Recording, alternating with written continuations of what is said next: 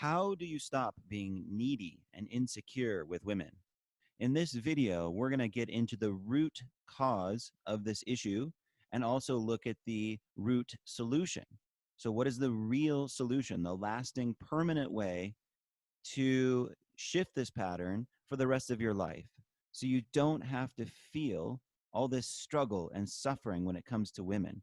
It's extremely common. So please know if you feel needy or attached to women, or you obsess about them, or you just have a really hard time finding a balance in this way, you're definitely not alone. Many guys, if they're honest with themselves, definitely struggle with this exact issue. So let's talk about how to really deal with it, how to really solve this problem. So the best way to stop being needy and insecure with women is by creating a permanent shift in your identity. So this has to come from a deeper place than just a band-aid or using some sort of gimmick or new technique that all the pickup artists or the gurus in the dating market are giving you. It has to come from a deeper place if you really want to do this. And yes, it is 100% possible. You can do this. So that's the beauty of being human, is you can create permanent shifts in your identity. You have an incredibly fluid and dynamic sense of self. It is not static. It is not set in stone. And even if you've struggled for 30, 40 years with neediness with women, you can change that pattern starting today, and you can do it for the rest of your life. That's how powerful you are, and don't let anybody tell you otherwise. So you have to stop identifying with the neediness as you. It's just an automated program that feels real. And this is the crucial distinction when it comes to healing these patterns that make us feel limited or cause us to suffer with women or with money or whatever it is in life. The thoughts, the stories, the emotions that you're feeling around neediness, that's not really you in there doing that. It's very helpful to think of the way your brain works as automated programming. Another way I language this is corrupted files in your internal operating system.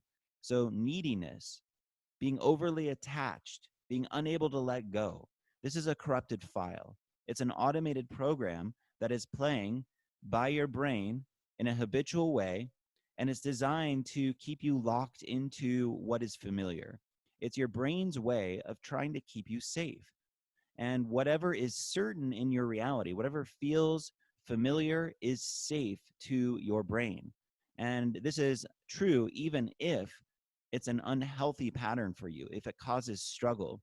Your brain will still lock these patterns into place year after year because your brain is resisting change. It sees the new you changing into these new versions of yourself as threatening to its own survival.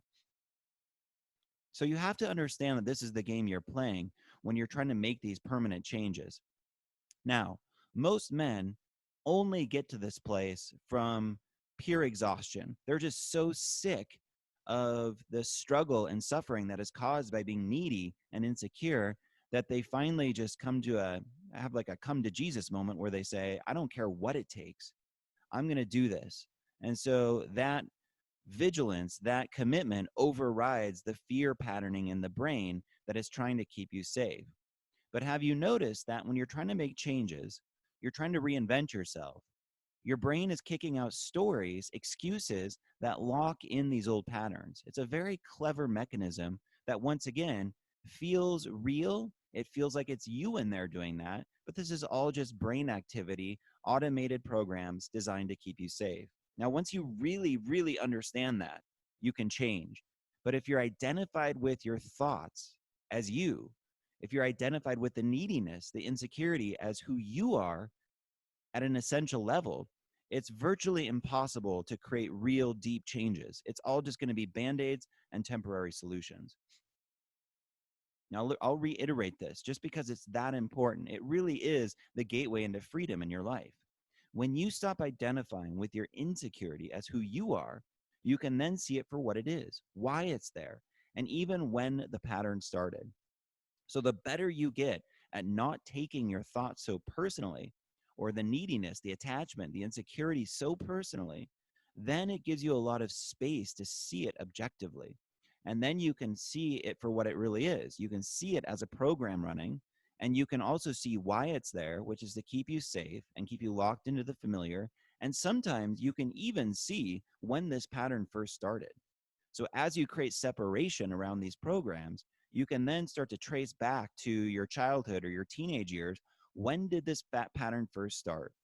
I know for me, a lot of the neediness or insecurity that was embedded in me started around the age of 13 when I entered seventh grade. And I can trace it back to almost the very hour in, in seventh grade that started. And that pattern was lodged inside of me for year after year after year until I really understood what I'm telling you in this video. So you don't have to make all these puzzle pieces fit together from your childhood. You don't have to understand when it started or play detective in that way. However, it can be very interesting, and it can be a big part of your healing process to put those puzzle pieces together. So the key here is to not take it personally. That's really the entry point into healing this pattern. I call this surrender or letting go. It's letting go of the attachment to limiting patterns as you in there doing that. Neediness is a limiting pattern. It's coming from fear. It's coming from doubt. It's coming from the brain trying to keep you safe. Once again, that's not you in there doing it. So can you feel that right now? Can you feel the freedom and the space and the ease that gives you to know that these limiting patterns truly are not who you are in your essence?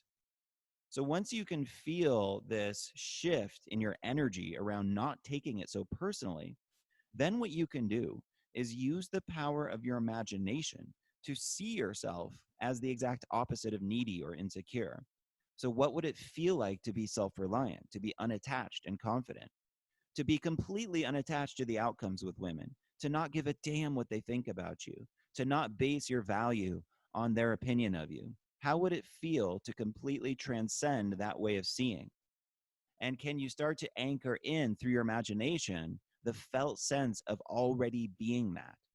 And that's the key to using your imagination. You want to act as if it's already here. You're not doing it at, kind of hoping at some point in the future it'll unfold in this way.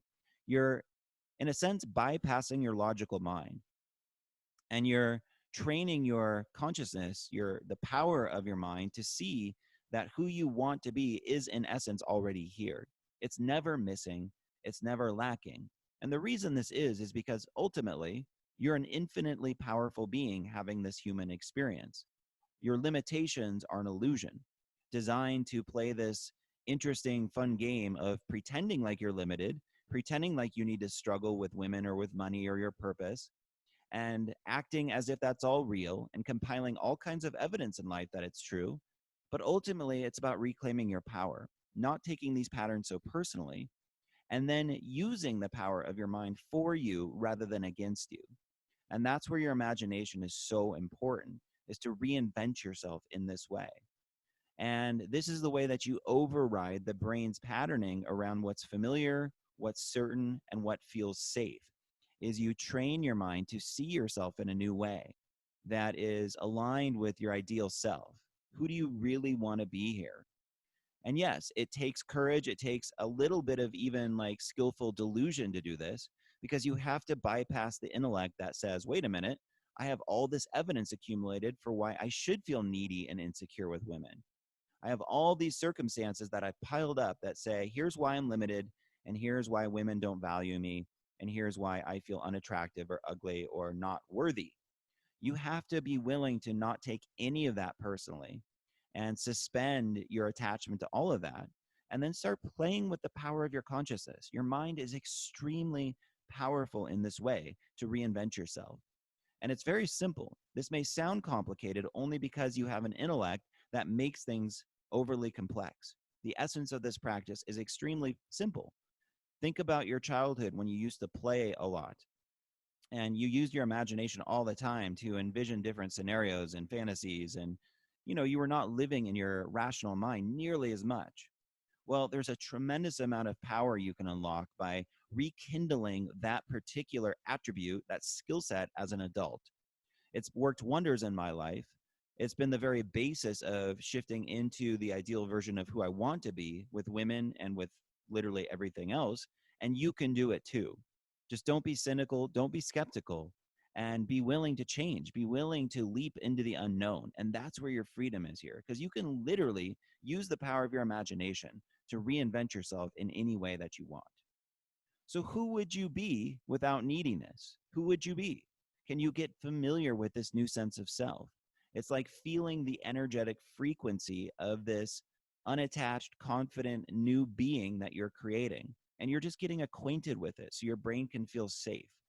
Hopefully that makes sense, because this is really, in a nutshell, how you change any chronic pattern that is not working for you, whether it's with women or anything else. So, if you want to learn more about doing this and you want ongoing support to create these permanent shifts in your identity, be sure to subscribe to this channel. A lot of the dating advice out there for guys, I notice, is some of it's really good, but a lot of it tends to be quite superficial, quite surface. And it's more band-aids. It's more like kind of manipulating the dynamics, and it's not really about coming from a very genuine place.